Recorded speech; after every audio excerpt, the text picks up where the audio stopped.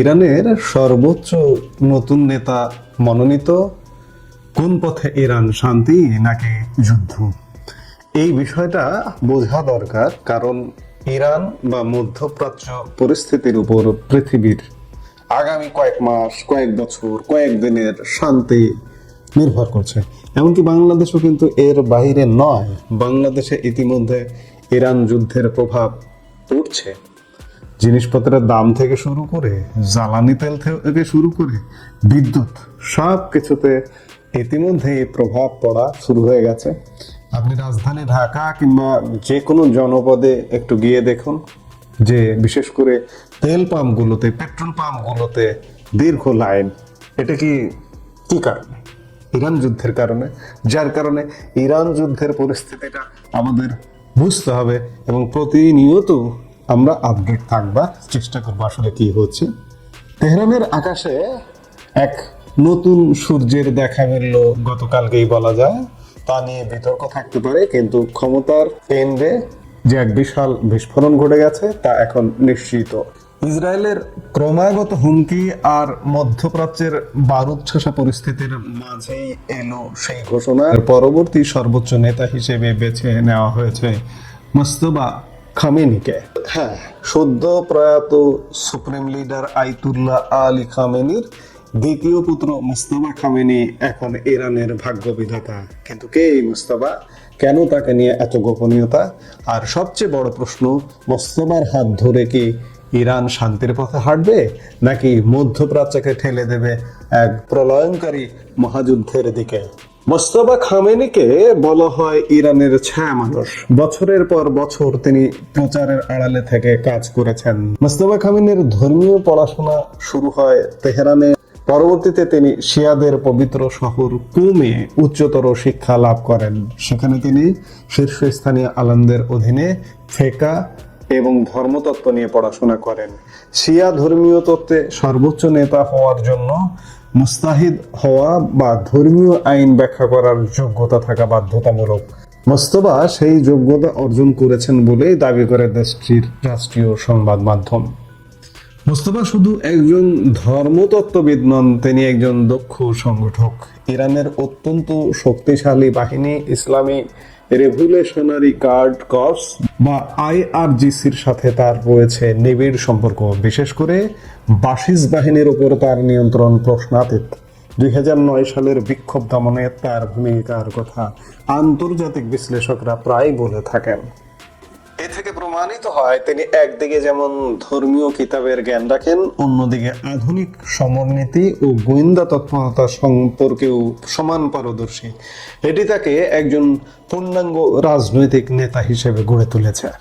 ইরানের সংবিধানে সরাসরি বংশগত উত্তরাধিকারের কোনো স্থান নেই, কিন্তু বর্তমান পরিস্থিতিতে অ্যাসেম্বলি অফ এক্সপার্টস মোস্তফাকে বেছে নিয়েছে।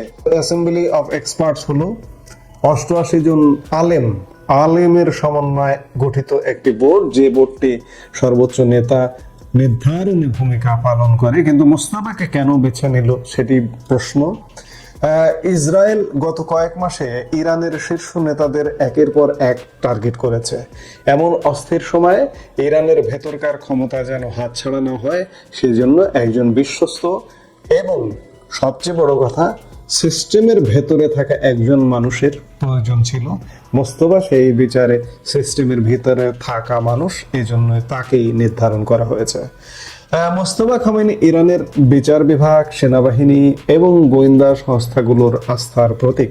তিনি প্রশাসনের প্রতিটি স্তরের নারী নক্ষত্র চেনেন। তবে সমালোচকদের মতে এটি ইরানের বিপ্লব পরবর্তী ইতিহাসে এক বড় পরিবর্তন।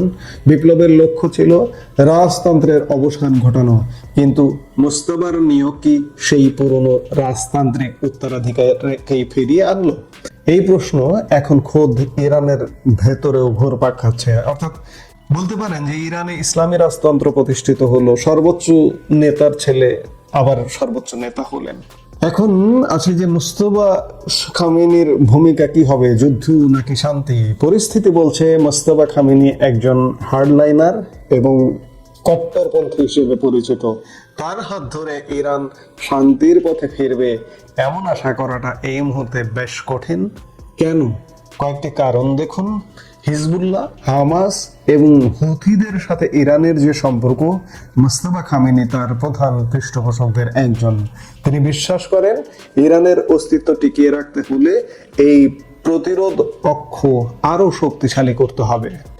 ইসরায়েলের ক্রমাগত হুমকির মুখে মোস্তফা সম্ভবত আরো অগ্রাসী প্রতিরক্ষা নীতি গ্রহণ করবেন। তিনি হয়তো পারমাণবিক কর্মসূচির গতি বাড়িয়ে দিয়ে পশ্চিমা বিশ্বকে চাপে ফেলার চেষ্টা করবেন। ইরানের ভেতরকার উদারপন্থী বা সংস্কারপন্থীদের জন্য মোস্তফার শাসনামল খুব একটা সুখকর নাও হতে পারে। তিনি শৃঙ্খলা এবং কঠোর শাসনের পক্ষপাতী। তবে অনেক সময় নতুন শাসকরা নিজেদের ক্ষমতা সুসংহত করতে শুরুতে কিছুটা নমনীয়তা দেখান বা বড় কোনো চুক্তিতে যান, কিন্তু মোস্তফার দীর্ঘদিনের রাজনৈতিক রেকর্ড বলছে তিনি আপোষের চেয়ে লড়াই বেশি বিশ্বাসী।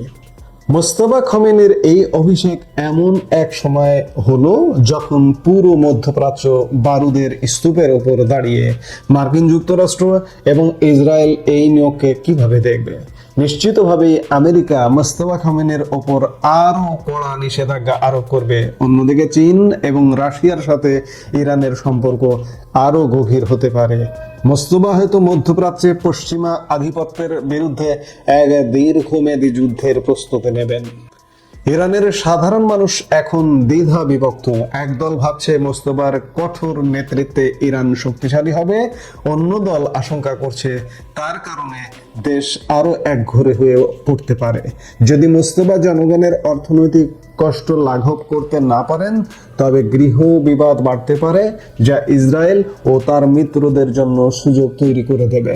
মোস্তফা খামেনির সামনে এখন আগুনের পাহাড়। একদিকে ইসরায়েলের গুপ্ত হত্যার হুমকি, অন্যদিকে দেশের ভঙ্গুর অর্থনীতি এবং আঞ্চলিক অস্থিরতা। তিনি কি তার পিতার উত্তরাধিকার যোগ্যতার সাথে বহন করতে পারবেন, নাকি তার এই অভিষেক ইরানের জন্য নতুন সংকটের সূচনা করবে? সময় বলে দেবে মোস্তফা খামেনি ইরানের জন্য ত্রাতা নাকি ট্র্যাজেডি হয়ে আসবেন। তবে একটি কথা নিশ্চিত, এখন থেকে ইরানের রাজনীতিতে এক নতুন এবং সম্ভবত সবচেয়ে কঠিন অধ্যায় শুরু হলো। এবং যুদ্ধ কি শেষ হবে, নাকি শান্তির টেবিলে ধাবিত হবেন এই নয়া খামেনি? এখন সেটি দেখার বিষয়। সময় নিশ্চয়ই সবকিছু পরিষ্কার করবে। আমরা কয়েকদিনের মধ্যে সেগুলো পরিষ্কার হব। আমরা নিশ্চয়ই সেটি দেখবার জন্য অপেক্ষা করব। এই মুহূর্তে এ পর্যন্ত। সবাই ভালো থাকুন, সুস্থ থাকুন।